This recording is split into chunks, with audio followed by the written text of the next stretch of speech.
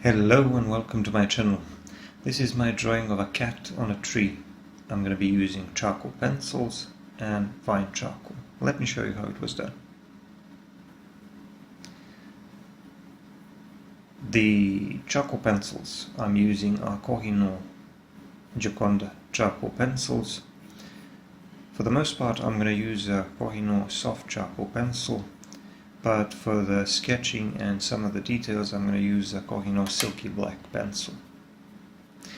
In addition to that, I'm also going to use a piece of vine charcoal, and for some of the shading in the background I'm going to crush a bit of that vine charcoal and turn it into charcoal powder. As you can tell by my sketch, it's going to be like an upshot of a cat standing on a large tree bough or tree branch with some clouds in the background and some smaller branches and leaves and flowers in the top right corner.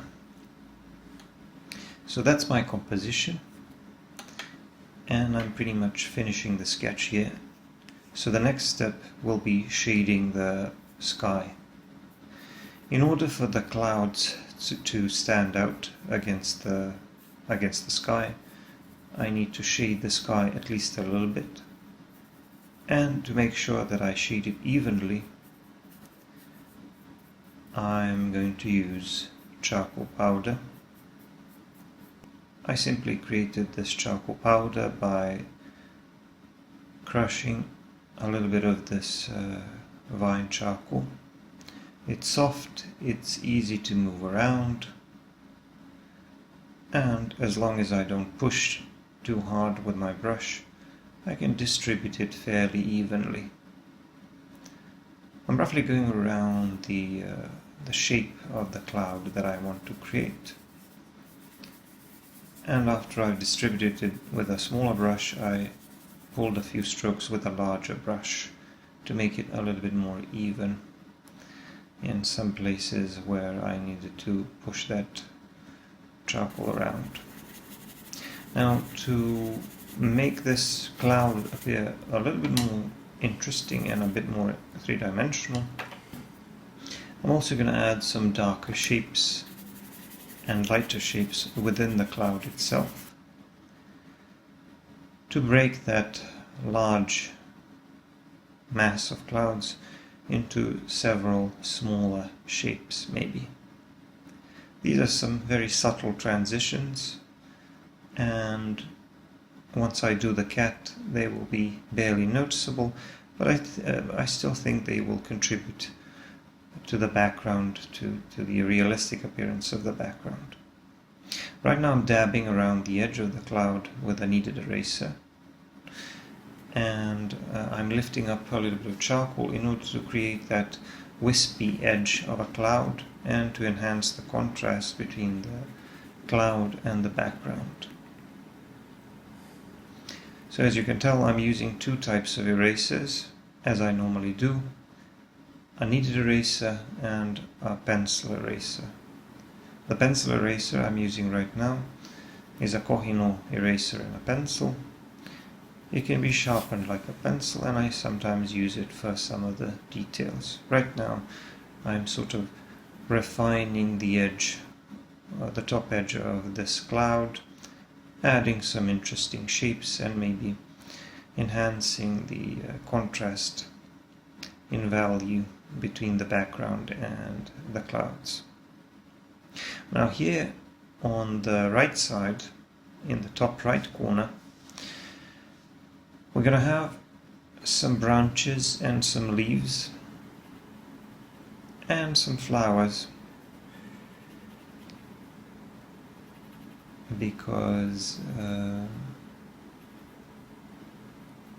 the scene takes place in spring, when the trees are blooming,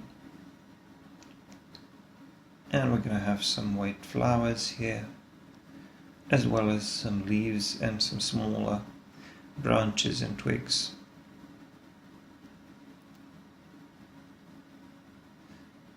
This is not a hugely important part of my composition, but I think it adds to it because it adds a little bit of depth to it. Because once I do the objects in the foreground, we're going to be able to tell that the large bough the cat is standing on is in front, and then these smaller branches with the flowers are in the back, and of course behind all of that is the sky and the clouds. So like I said, it's like an upshot of a cat. We're looking at the cat from down below, and that's why we can see some of the clouds above. I'm trying to add a little bit of variation and value in some of these flowers, even though there's only so much I can do in terms of the amount of detail. Because with charcoal, you're always somewhat limited as to how much you can erase and what kind of range of value you can achieve. If I were using white charcoal, on top of that maybe I would get a greater range of value, but I would need a slightly different type of surface for that to work, and I prefer using erasers anyway. So I think the flowers, the white flowers, stand out against the background sufficiently, and I think that those smaller branches at the top will be a nice touch, a nice addition to my composition. And now, as you can see, I'm moving on with the cat, with my main subject and the central part of my composition. I'm starting with the cat's eyes. I already have a sketch in place, as you can see, and now I'm going to use this charcoal pencil to draw some of the darker details and darker lines, and then I'm going to do a bit more shading. Now there are two ways you can approach this. You can either start by shading larger areas and establishing larger contrasts. For example, here we have a contrast between the light side, which is on the left, and the shadow side on the right. Or you can start from details. I decided to choose a sort of a combination of these two approaches, because first I'm going to do a few details, the darker ones, and pull some darker lines over my sketch, and then after that I'm going to shade the larger areas, establish that large contrast between the light side and the shadow side, and after that I'm going to do a lot of refining. I'm going to work on the texture of the fur, some smaller details and things like that. But first, like I said, I just wanted to put in a few touches of darker value with my charcoal pencil. A few words about that charcoal pencil. So like I said, it's a Kohinoor Gioconda soft charcoal pencil. It's pretty dark, pretty soft, but it can be sharpened pretty well. That's one of the reasons why I like to use it. And the other pencil that I'm using in addition to it is a silky black pencil, which is kind of like a mixture of charcoal and some other binders, and feels more like a black colored pencil. You can get away without using just one, just one of those pencils, but I like to use both. And of course I also like to use vine charcoal or willow charcoal in combination with these, because vine charcoal gives you an opportunity to shade more easily, to move the material more easily with your brushes and other blending tools. And in this case I'm going to use that piece of vine charcoal to shade this large shadow area on the right side. So once that contrast is established, it's sort of easier to focus on the details. Because if you go right into creating the texture of the fur, and the details, it may be a little bit difficult for you to establish those larger contrasts. And in spite of all the work you've done on creating a realistic looking texture, you may end up with a subject that still looks kind of flat, and you don't want that.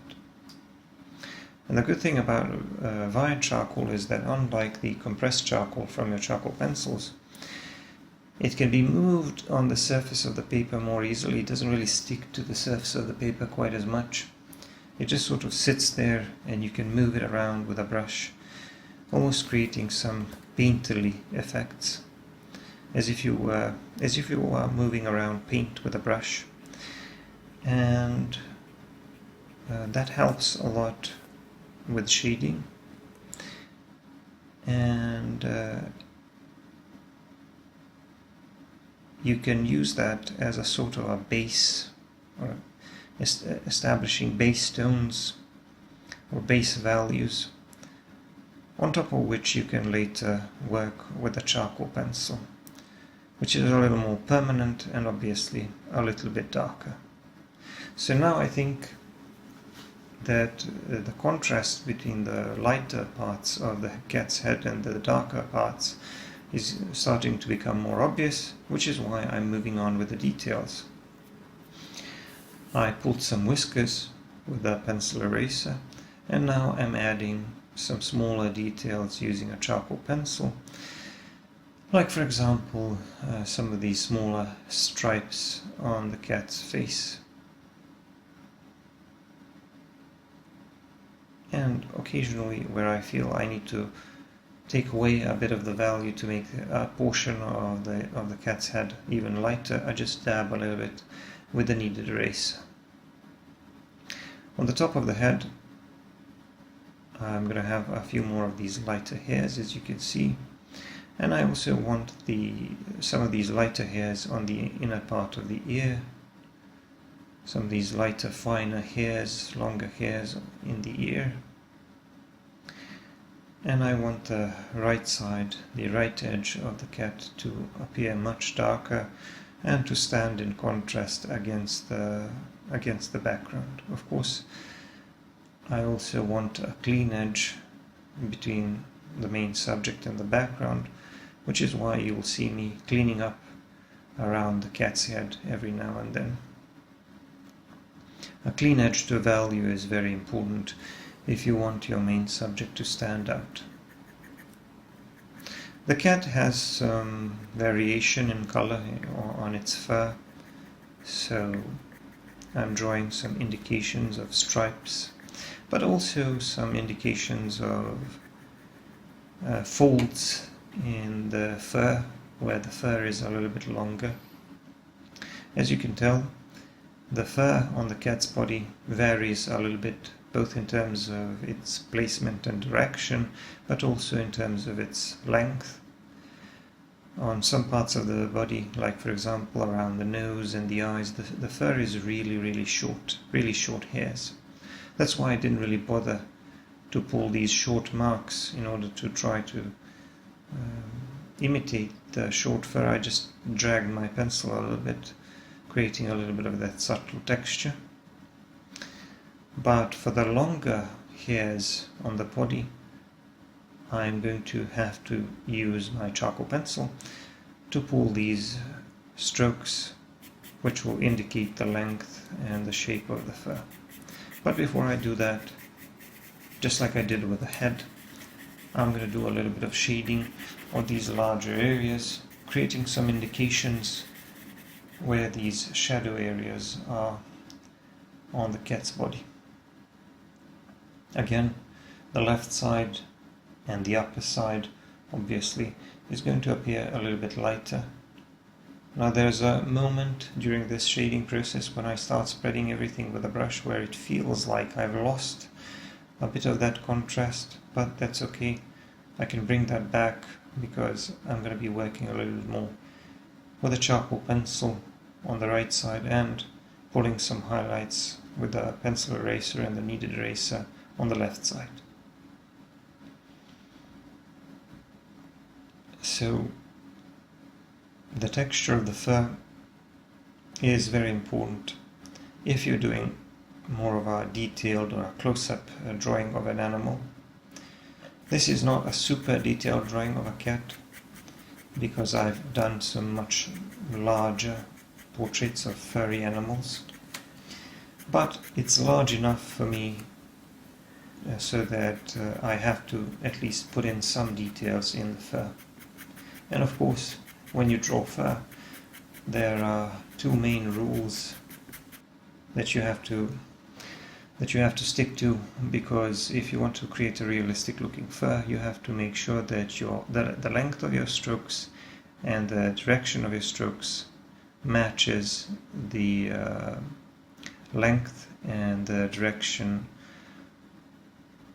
of the fur in the reference or the animal that you're looking at.